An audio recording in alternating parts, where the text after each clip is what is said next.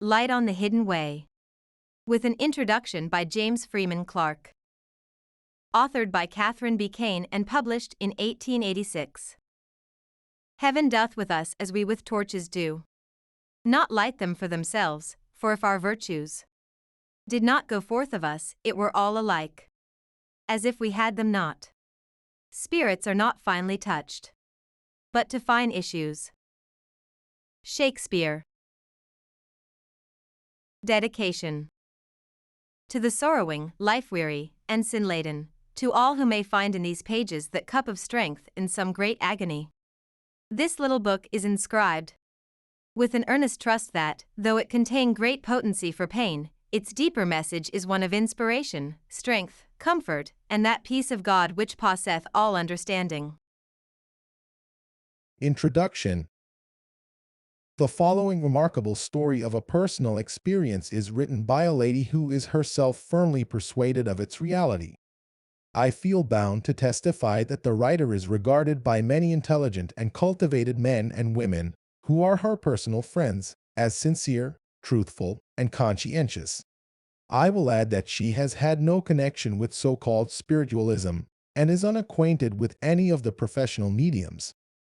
Her report, therefore, is an independent one, and deserves attention from those engaged in investigating this occult borderland, where beings of the other world are reported as coming into relations with the inhabitants of our own.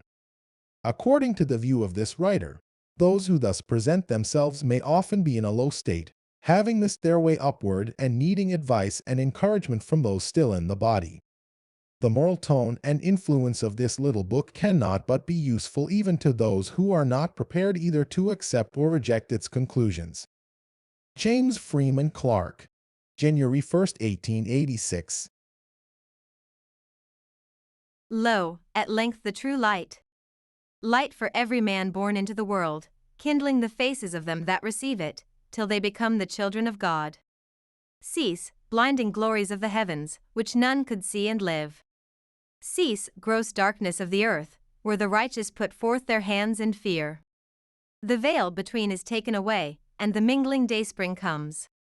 No longer is the dwelling of eternal life too bright above, and the perishable world too dark below. No more strangers and exiles, but fellow citizens with the saints and of the household of God. For thou hast made one family, there and here, one living communion of seen and unseen. We had said, Thou layest men fast in everlasting sleep, but lo, they sleep into everlasting waking. Blessed be the Eternal, who giveth beauty for ashes, and the garment of praise for the spirit of heaviness. Light on the Hidden Way. My dear friend, you ask me why I do not tell you more of myself, and let you keep near to my inner life. Perhaps your question is the key to my long silences, for I cannot write superficially to you, and it is not easy to speak, much less to write, out of the depths. But since our separation is likely to be a permanent one, I will try to live in the spirit with you, and in the future to give you at least some glimpses of my deeper experiences. Again, you tell me that my letters hint of some rare gift, reminding you of strange sayings in my childhood. Is it so? Beginning now to realize that I am in a way unlike those about me, I speak less spontaneously, though not without an inward protest. Quench not the spirit continually reproaches me when I am silent, and yet would so gladly speak the word of assurance and comfort. It seems strange to me that those who profess to believe in the immortal life, and to treasure the Bible, where angels ascending and descending hold familiar converse with men, and who though believing in the transfiguration and resurrection of Jesus, are so averse to the idea of a continued communication between the two worlds, and receive with coldness and unfaith the assurance that the friend called dead stands beside them most keenly alive. Thus I have learned silence. But for how long? I wait the growth of this wonder seed. Something whispers to me that it shall bear precious fruit, from which may be distilled drops of healing for the sin-sick and sorrowing. How grateful I am that I have you to wait and watch with me. I have read of late many scientific books, but meet with nothing that will in any way account for what comes to me. Dr. Carpenter's unconscious cerebration is to my mind insufficient and unsatisfactory, but among the spiritual gifts enumerated by St. Paul we find that of sight, and his simple recognition of it as a spiritual faculty seems both natural and reasonable. You ask what I know of spiritualism.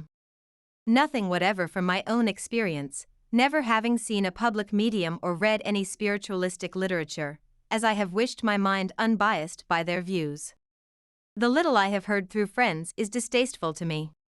I am reluctant to believe that one can command the presence of a number of unknown spirits, or that such intercourse could be any gratification to earnest souls.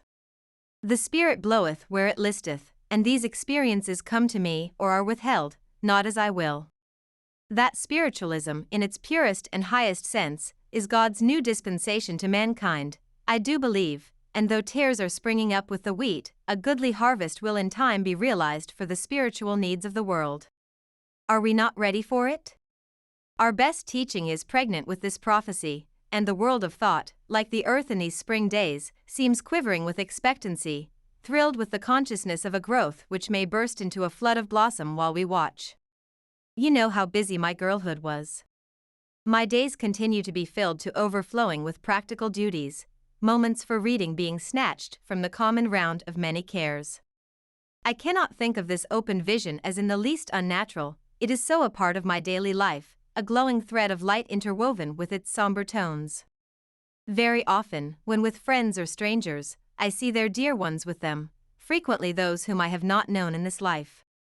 For instance, this afternoon, while sitting with a friend, I saw upon her knee the little girl whom she has lost, caressing her unconscious mother most tenderly. I spoke of the child, and of the comfort in the thought that our dead are often with us, but she, poor soul, shrank from this idea. She would not like to feel that a disembodied spirit was near her, it would give her no pleasure, but make her nervous. She rather clung to the belief in a future resurrection day, but if it were true that death is only the portal to the higher life, even then she could not believe the dead were near the earth, but in that happy land, far, far away. And so I feel as if walking with those born blind, who cannot comprehend the beauty of sunshine and sweet faces. And yet I know that others have this gift, although it would seem to be rare. My father had it in a less degree, and my brother sees, but does not hear. We frequently see the same spirit simultaneously. I have not answered your question, how do they look to you? Like ghostly shadows? Not at all, and yet their conditions are so various. One might as easily describe in one term what flowers with their infinite variety of color and texture look like. Some appear as if still in the flesh, so that I have sometimes been puzzled, others appear to have become deformed, or almost animal, and then there are those with shining garments and an atmosphere that suggests cathedral music and sunshine streaming through stained glass. I usually see the light or atmosphere first, sometimes faint or cloudy, and occasionally overpoweringly bright and beautiful. Clothes? Yes. Some seem still to cling to the latest fashions, while the more spiritual are clad in flowing robes of light of various hues and degrees of purity. You know that this gift dates back to my earliest recollections. My mother left me when a baby, and yet I have always known her face. I remember once, when quite a little child, following her, as I thought, and when she disappeared, not understanding, I ran, thinking to overtake her, till quite exhausted. I thought she lived in the moon, and I always felt safe and happy in the moonlight, because, I understand now, her spiritual atmosphere is like moonlight. I often wake to find her sitting by my bedside, and when I am in pain or trouble she is much with me. Once she reproved me for my mood, and bade me read a poem, telling me what book to find it in, the page and author. I had never seen or heard of it, but it was there, just what I needed. I feel as if my father's eyes were always upon me.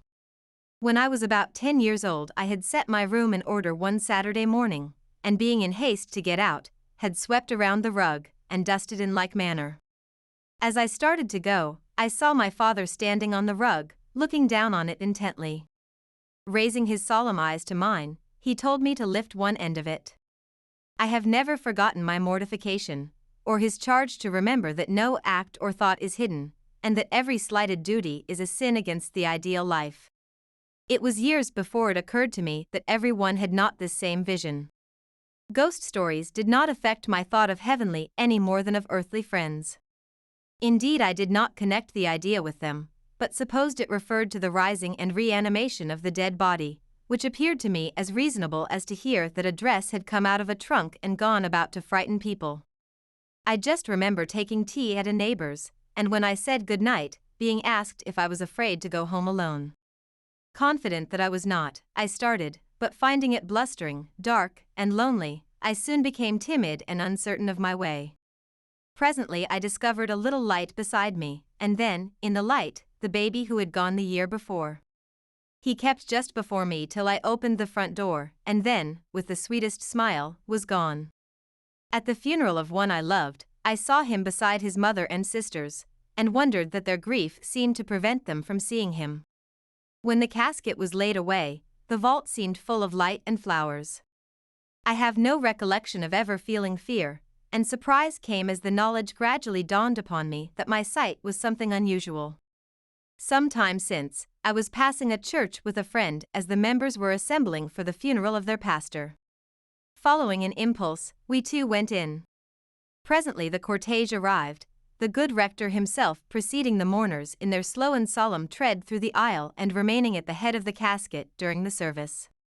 We followed the congregation into the churchyard, to find the reverend gentleman again, bending pathetically over his sobbing widow beside his own grave. As there had been a double congregation in the church, so at the grave a chorus of heavenly voices swelled the parting hymn into what seemed a song of rejoicing and welcome to the newcomer, while voices and faces gradually disappeared in the glory of light.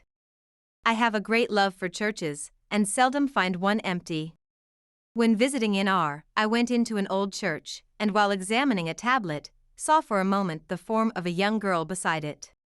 A few days later, while calling upon a lady with whom I was slightly acquainted, I noticed hanging over the piano a colored photograph, which I recognized unmistakably as a picture of the face I had seen in the church. This proved to be a likeness of the lady's daughter, and a near relative also of the friend who had called my attention to the tablet. One evening I attended service in a little church belonging to a sect almost unknown and quite unpopular here. The congregation was small, but there was more spirit and earnestness in their worship than is often seen in larger assemblies. During the prayer 3 figures appeared below the arched ceiling bending over the worshippers, 1 a woman, and 2 suggested old pictures of the patriarchs.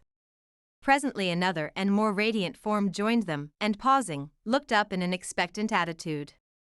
The white light grew more and more brilliant, until a shining one in an intensity of light, with long, wonderful wings, was just visible within it, when the expectant figure raised his hand, as if to stay the dazzling glory. The tableau, as it were, remained thus, the ineffable light streaming over the hushed worshippers until the close of the prayer. Speaking of churches, do you never feel there is something more than the stillness and association of the place that makes it to many of us none other than the house of God and the gate of heaven? I believe I could write a volume on what I have seen and heard in them. Sometimes the altar is beautifully decked with flowers and the air filled with exquisite music. I have been almost spellbound by the deep volume of sound during the singing of a congregational hymn when only a handful of rainy-day saints were present in the pews. Have I told you of the white light, so wonderful in its intensity? Occasionally it fills the church, but more frequently descends upon individuals. Indeed, the seeking, prayerful soul is recognized in this way, though personally unknown to me. This ineffable light always comes with more or less intensity in response to sincere prayer, and I doubt not is the means by which comfort and strength are borne in upon the soul. Light. How freighted with meaning is that word, purifying, strengthening, quickening, illuminating.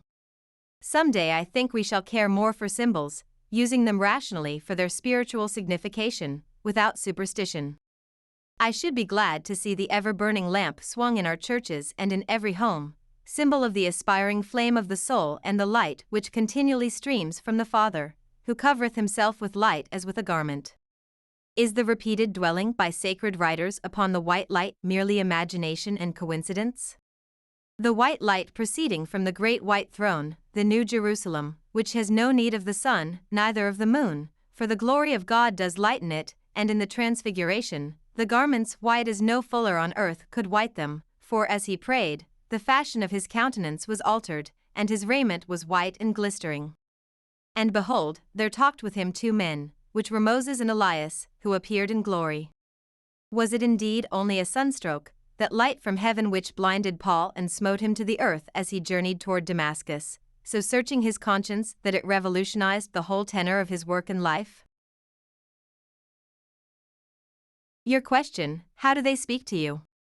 Give me an idea of your intercourse with them, is strangely difficult to answer. In the first place, let me say that I am convinced this gift is a spiritual faculty, entirely independent of the physical senses, for darkness or sunlight, the roar of the city streets or the stillness of my chamber, are alike immaterial conditions. Nor is it only those who have laid aside the earthly tabernacle that are thus unveiled to my sight. Frequently, where I have felt indifference, even prejudice, I have been touched and rebuked by the unexpected loveliness of the inner man or woman, and as often shocked to find those I should like to respect, dark and repulsive. The impossibility of imparting to another the quickening glow we receive from finer souls will prevent my giving you more than a very imperfect rendering of the teachings I have received. But this is the substance of a conversation held with my father this evening. I had just left the piano, after playing Coronation, and was enjoying the sunset from the bay window, feeling unusually bright and peaceful. Standing beside me, he said, "You are happy tonight, because the day has been calm and restful, nothing has occurred to disturb its peace. You have not been good, any more than you were in your sleep last night, you have rested. Should tomorrow be a day of trial, shall I find you at evening conquered, or conqueror? Will you have kept this peace in your heart undisturbed? Will you have listened to harshness and injustice in silence and without anger, returning a kind answer? Will you have been patient and cheerful in sacrificing yourself to others, remembering their faults tenderly, your own seriously? Will you have kept your thoughts above littleness and your soul open to the inflowing Spirit? Should you succeed in doing this, you will feel a far deeper peace than this mere rest from spiritual labor." I know, I replied, but I could not do all that if my life depended on it. Your life does depend on it, your whole future life depends on just that, whether or not you slay the dragon self. It will be a long struggle, but you can and must do it, or else fail utterly in your life work. What is my life work? I asked. It is first to conquer yourself, then to develop and use wisely your physical, intellectual, and spiritual being. Do this, and you will find your sphere of influence widening, your 5 talents become 10. You have enough to do now, rather more than you have yet been equal to, in your own heart and home. Recognizing your pain and loneliness, I come, to help you if I can, and keep you from discouragement and failure, to inspire you to rise above it all and save you from bitterness and unsanctified sorrow. We feel the deepest sympathy with you. It is a dreary life, hedged in with briars and thorns. Yes, dear, but look up. The sky is as blue, the stars shine as brightly and solemnly for you, as for those upon the sunny slopes of happiness. Hold your dull life up to the light and see how it will be transfigured. Life is not meant to be a path of ease, but steep and rugged, and it is only through self-denial, discouragement, discipline, and trial that you may attain the higher life. Believe me, you can no more develop the spiritual powers without use and exercise than you can the physical. There is no virtue in being patient, if your patience is never tried, cheerful, if you are not tempted to be gloomy. It is the little words you speak, the little thought you think, the little thing you do or leave undone, the little moments you waste or use wisely, the little temptations which you yield to or overcome, the little things of every day that are making or marring your future life. Of course you will fail sometimes, but see to it that you rise from every fall with a renewed spirit and stronger will, determined to win a blessing from every foe. Be peaceful and joyous, consecrate the simplest duties of every day, fill your life with earnest endeavor and perfect trust, and no matter how narrow and painful it may seem to you, when it is ended you will look back with wonder at the influence for good your quiet example and cheerful spirit have been, and realize also that you have won no small victory, while in failing to reach your possibilities you injure others. Remember, there is no legacy like the example of a holy life. While busy in my room, tonight, there came to me a venerable man, a beautiful presence. He greeted me and said, "You are rarely gifted. You hold a solemn trust, a light that should glorify your life. Do you value it as you should? Do you realize what failure means here? Remorse, regret, and sorrow for lost opportunities, words and acts your agony cannot recall, neglect too late to repair? So subtle is the far-reaching influence of a life, that not only must you meet your own failure and its influence upon those about you, but often, for generations, face the effect of the good or evil you did or left undone. This is judgment. There are some poor souls who go through life without learning a conscious lesson. Inherited tendencies, a lack of moral training, cruel circumstances, and all manner of chilling influences would seem to have utterly blasted their spiritual natures. Yet the germ of good is there, dormant in its dull husk, and here shall be quickened into life. You know there are some seeds that will not germinate in the cold, open ground of northern latitudes, and that it is only in a more genial atmosphere that they can be made to unfold. Sometimes it happens so with this germ soul, and here, in the divine nursery, not a seed is lost, but all wake to new possibilities. The first thrill of life may be a terrible agony of remorse, the painful bursting of the hull. Then, for the first time, perhaps, comes to it a consciousness of what it is and what it might have been. A reaction from the belief in a literal hell has given many the very comfortable idea that no matter how selfishly and unworthily they may have lived, at death their sins will be blotted out, that then they will begin to live better lives and enter into joy and peace. Nothing could be farther from the truth. If a child play with matches and is burned, the loving mother will nurse him tenderly and teach him that his suffering is the consequence of his disobedience. Do all she can to soothe and heal, the lesson must be learned. Thus, if the children of the all-wise, all-loving parent disobey his laws, the suffering must follow. You will enter this life just what you make yourself. If you allow your spirit to be cramped, dwarfed, and sin-stained, you will find yourself crippled, weak, and impure, unfit for the companionship of the good, and unable to enjoy the spiritual life until you have atoned by long struggle. If you persistently resist temptation and hurtful shadows, and keep your soul receptive to all purifying, inspiring influences, your fitness to receive them will increase, and you will enter here prepared for higher development and purer joys. Talking with my father this morning, I asked him about spiritualism. He said, The so-called spiritualist has no conception of pure spirituality. Instead of spiritualizing the present, he would materialize the future, placing it upon his level instead of reverently striving to rise to ours. There is also a loss of the sense of the divine presence, the highest and purest communion. He is apt to be less conscientious than those who feel less assurance, and utterly fails to realize the responsibility of life, while each day brings him nearer its close, without realizing how it will be with him when all that is material has vanished. Be sure that he will stand on the threshold of eternity shivering, for he will have failed to weave his spiritual garment. The true spiritualist is one whose life is sanctified by the Spirit, a perpetual consecration. You have Jesus for your ideal. He said, I sanctify myself, so perfect was his consecration. After his death, when his disciples were assembled at the familiar meal, so fraught with tender associations, he appeared in their midst, not to hold a séance, to lift the table, or tell them of the life to come, but simply to impress his teachings upon them and fill their hearts with peace, to breathe upon them his Holy Spirit and charge them to be faithful to the light they had received. Nor do you find them waiting in the dark for him to come again, but working, through trial and persecution, to advance the coming of his kingdom. This is the only true spiritualism. Speaking of a friend to her father, he said, I regret her want of health, but she must strive to overcome it, so far as lies in her power, by the might of the Spirit. Better spend herself in work than rust away. Remember, it is claimed that a knowledge of the future life tends to the neglect of daily duties. Let every detail of your work be done as reverently and conscientiously as if arranging the tiny stones in a delicate mosaic, a part of the Master's temple. But her life is so distasteful, I pleaded. If her life is distasteful to her, it is a sin that she allows it to be so, for since it is the work now given her, she should do it with the utmost earnestness and consecration. An example that will teach her children the holiness of labor and the sinfulness of wasted time will be the most precious legacy she can leave them. A faith that can make weary, struggling souls faithful in the least of things, that consecrates the whole of life, a faith lived rather than spoken, filling the soul with joy and peace in believing, must win the world. If our presence and sympathy make you live better lives and hold you up to higher spiritual aims, you need no words to prove it. That is the only test you require.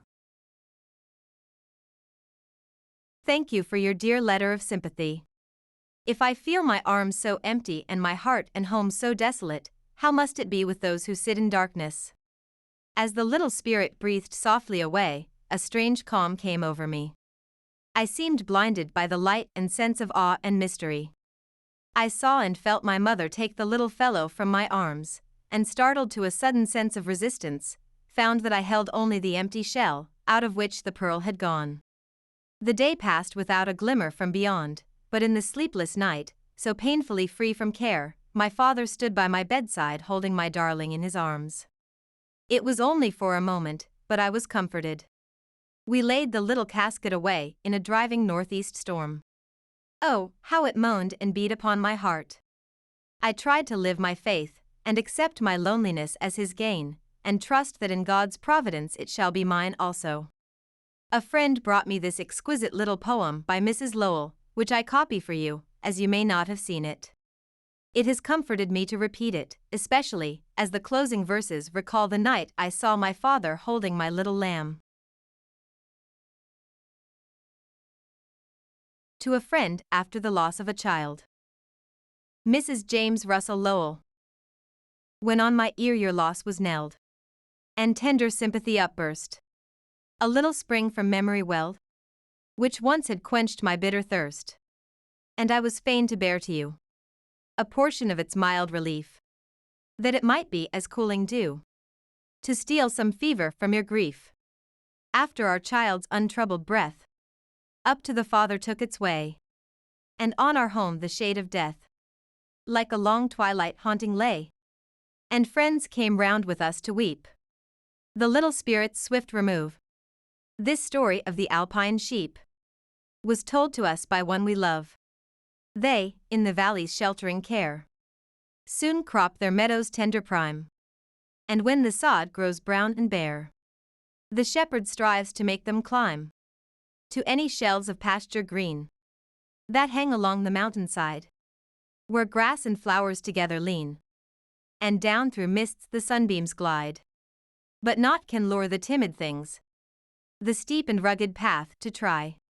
Though sweet the shepherd call and sing, and seared below the pastures lie, till in his arms their lambs he takes along the dizzy verge to go, when, heedless of the rifts and breaks, they follow on o'er rock and snow, and in those pastures lifted fair, more dewy soft than lowland mead, the shepherd drops his tender care, and sheep and lambs together feed. This parable, by nature breathed, blew on me as the south wind free, o'er frozen brooks that flowed unsheathed, from icy thraldom to the sea. A blissful vision through the night would all my happy senses sway, of the good shepherd on the height, or climbing up the starry way, holding our little lamb asleep, and, like the burden of the sea, sounding that voice along the deep, saying, "Arise, and follow me." Since that last vision I have seemed to be left in darkness. Why, I cannot say. Possibly my own intensity of feeling is the barrier, or it may be a needed discipline. And yet, how much more comfort and assurance have I than others who are suffering the same heartache? I feel doubly bereft, for not only has the child gone, but the gates through which he entered seem to have closed upon him. There is a reason for it, though I may not understand, and I will be patient. It may be my soul's winter, and the spring will come again with reawakened blossoms. You ask if my faith has made my sorrow easier to bear. Yes, it must be so, because I know that it is well with the child. In that great cloister's stillness and seclusion, by guardian angels led, safe from temptation, safe from sin's pollution, he lives whom we call dead. But though I believe this, sometimes I feel that could we only have known how to keep him, he might have been a helper in the world's work. The thought so beautifully expressed in the following lines by Julia C. Ardor makes me at times unreconciled. Thy brothers, they are mortal, they must tread oft times in rough, hard ways, with bleeding feet. Must fight with dragons, must bewail their dead, and fierce Apollyon face to face must meet. Was God, then, kinder unto thee than them? O thou whose little life was but a span! Ah, think it not. In all his diadem, no star shines brighter than the kingly man, who nobly earns whatever crown he wears, who grandly conquers, or as grandly dies, and the white banner of his manhood bears. Through all the years uplifted to the skies, what lofty paeans shall the victor greet? What crown resplendent for his brow be fit? O child, if earthly life be bittersweet, hast thou not something missed in missing it? That passive resignation which accepts everything as the will of God is no longer possible to me. The question continually arises as to how much misery is God's will, and how much the consequence of our ignorance and blindness. For instance, when loved members of a family die from the neglect of common sanitary measures, does not the destroyer come into our homes as the penalty of broken laws, whether broken through willful blindness or ignorance? And is it not irreverent to say it is God's will that we suffer? When ship or railroad train, freighted with precious lives, is swept away through the carelessness of officials, or maybe the incompetence of just one man, is it providential? Or are not these things allowed rather because God's laws are immutable, and we only learn to adjust ourselves to them by these solemn lessons? It does seem hard that the innocent should suffer.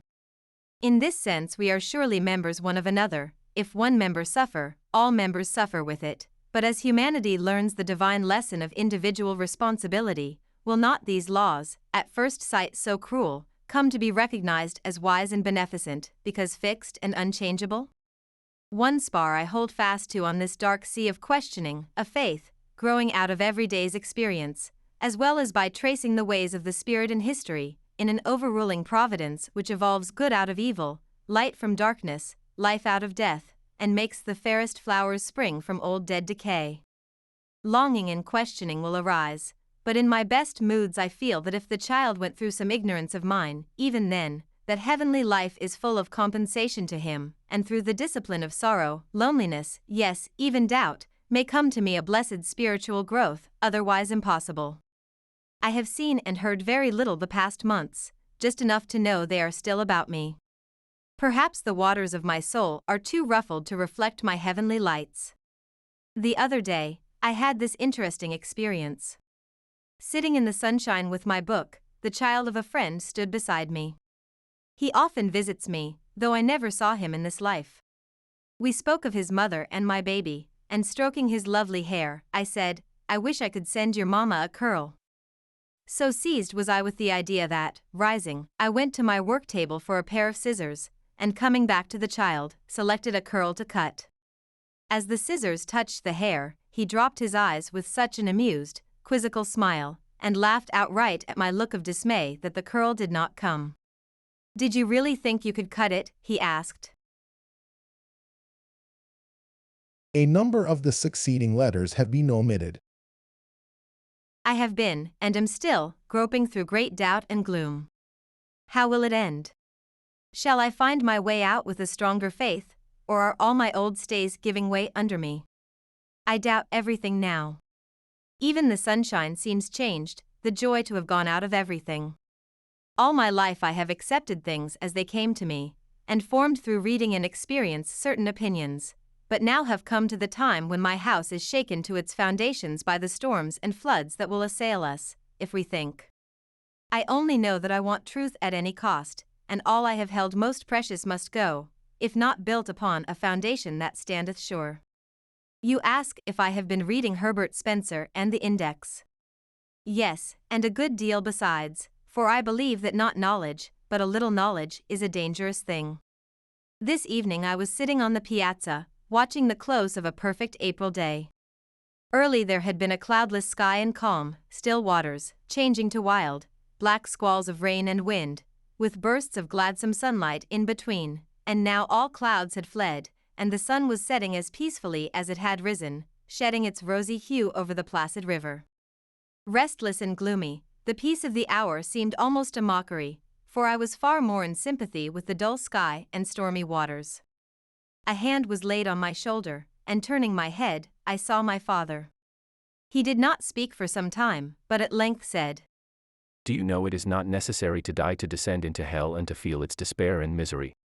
To look at life and the future as you do, is to descend step by step into torment. To use your reason is right and necessary, but you are now unreasonable, and rejecting the light. I warn you that if you persist in shutting it out, you will lose it.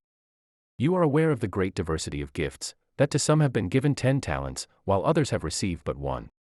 Will you dare decide how much value yours may be to the Master, and bury it in the ground? This moment you are doubting if I am really here, or whether there is something the matter with your brain. You see and hear me, you are conscious of the pressure of my hand. Can you not understand that all are not equally gifted? That some gifts are exceptional? If you possess this in an unusual degree, is not that all the more reason for valuing it? You have no idea how it may develop, under the influence of a firm conviction and sunny faith, to be of blessed strength and comfort to many. Your efforts to cheer me are very kind. I am not gloomy from any physical cause, and a change of scene would not divert me. One cannot run away from oneself. Still the same questioning? Yes, and is it not strange, if this spiritual intercourse is an hallucination, that I find it so difficult to accept it? And also that when my doubt is the gravest, I cannot separate my thought of the future from what I know of it through these experiences. Still, that may be a part of the delusion, just as we can think out both sides of an argument and connect with one idea all we have associated with it. You say you do not see why, in giving this up, I should lose faith in everything. Nor do I, except that the entire experience of my life seems so intimately connected with it. I think, in those half-unconscious depths of the soul, I still believe in God and His providential guidance, and in the reality of that other world and all I have seen and heard, and yet the surface waters are so disturbed I can no longer think of it without pain, while worship has long since been impossible to me. The universe seems like a vast machine, iron, pitiless, and we, grinding through our existence, the victims of the machine, our affections the oil that keeps us from self-destruction. With all our boasted knowledge, we really know so little of the laws that control the blending of matter and spirit that it seems hopeless to satisfy the reason. And what is intuition, but perhaps a mild form of my disease? My deepest pain is in the thought that I have awakened a false hope in those who have loved and trusted me.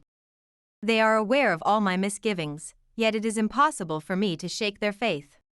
Fortunately, they are few in number, for it has been too sacred and intimate a part of my life to be spoken, except to those very near me. Poor dear hearts! When I thought to give them bread, did I give them a stone? Your sympathy and interest are most grateful to me. When I catch a gleam of light, you shall share it. My dear father, if he be a fact, is most patient with me. My imperfect notes of his talks with me can give you little idea of the force of his spoken words, or the impressiveness of his manner. He greeted me this afternoon in this wise. So you are still in the fog, dear. Perhaps I can let in a ray of sunshine. We will suppose that I am a myth, and if there be a future life, that it is infinitely distant, where the redeemed, dead to all love and longing, all disinterested devotion, are content to sing eternal hallels, unmindful of those who have been their joy and care. You know you cannot believe in such a heaven as this, that it is inconsistent with the higher conceptions of God and progress. Then why not accept the one which appeals to your reason and conscience? Or if your present life is all, if its high aims and aspirations are merely the fragrance of a passing flower, what, then, will it matter that you have had this comfort and cheer? No, of course you do not wish to be a victim to a self-delusion through some reaction of your own brain, but you are no more able to satisfy yourself of this than of the reality of your spiritual perception. Spiritual things are spiritually discerned, and can never be demonstrated to your satisfaction except through an act of faith. For months you have lived without faith, persistently rejecting a natural, useful faculty. Have you been happier? Have you been inspired with a greater earnestness and enthusiasm? Or has your soul been bound to a treadmill, the angel within you grown dull and sad? I think you must decide which is the reasonable, rational, and most reverent faith, and having decided, hold to it, for you surely cannot think that you will not be held accountable for the way you use this gift, which, accepted as a sacred trust, may prove a source of strength and comfort to many. Touched, but not convinced, as he paused, I asked, "Tell me where and how you live, and what your homes are like. Could I understand the laws and conditions of your life and growth, it might be easier to believe." With a tender, half-amused smile, he answered, If the little children learning their letters in the primary school should ask you to explain to them geometry, astronomy, and physiology, or even ask, as the busy little heads often do, where the babies come from, you could no more make them understand what love and motherhood mean than you could teach them calculus. So you could only tell them to be patient and industrious, to learn thoroughly each day's lessons, to be pure, unselfish, and good, and when they are old enough, that is, when their minds have grown to it, they will understand it all. And so I say to you, my little child, you could not understand me if I told you. As you develop your spiritual nature and come up into this high school, you will find it gradually unfolding to your understanding. We do not come to tell you startling facts or to relieve you of your responsibilities. As your intellect matures and broadens with culture and experience, so will your spiritual faculties expand to greater possibilities of knowledge and usefulness, for all your powers are subject to the same law of growth, use and improve, or abuse and lose. Yes, I did receive a letter from you, urging my acceptance of these experiences as veritable truths, without further effort to reason upon them. Unable to accept this as genuine revelation, I have endeavored to ignore and check its workings as much possible, and the subject has become so painful to me, in many ways, that even towards you I have been reticent. But yesterday I was deeply stirred, and it came to me in this wise. I was resting upon the sofa, when suddenly I felt that everything was drifting away from me, and was soon conscious of only cold and darkness. Presently I began to discern glimpses of light, till I could gradually distinguish forms, each clothed in an atmosphere of its own, more or less illuminated by the all-pervading white light. Then I perceived that I alone was surrounded by darkness which the light did not penetrate. Recognizing my father, I asked him if I were dying. He did not reply directly, but after a while said, Did you not wonder, yesterday, how it would be with you if death were to come suddenly? The light which surrounds and pervades all, is that divine grace which you persist in shutting out of your life. Because you cannot explain to the satisfaction of your small understanding the peculiar conditions of your special temperament, you have closed the windows of your soul and stifled your spirit with doubt. Then I was made to see my little room in my childhood's home.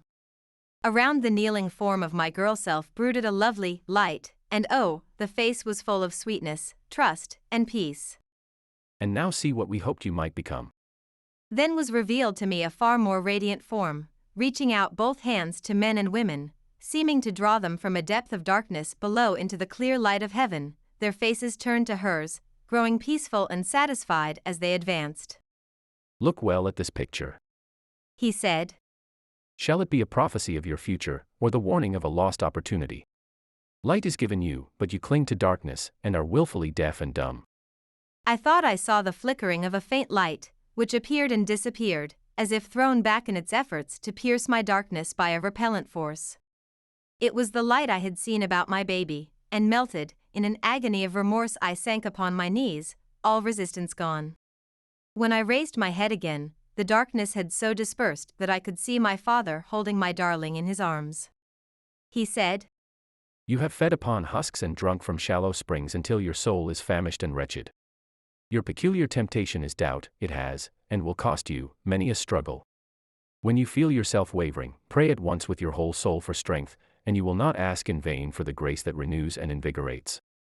Begin now the eternal life of trustful consecration and sanctified service, consciously drawing your innermost life from God.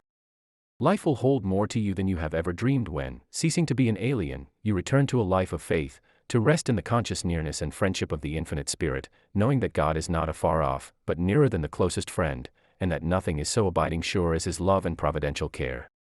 A gift has been entrusted to you, the value of which you are not capable of estimating. You have now no conception of the work you may accomplish if you are faithful to this trust.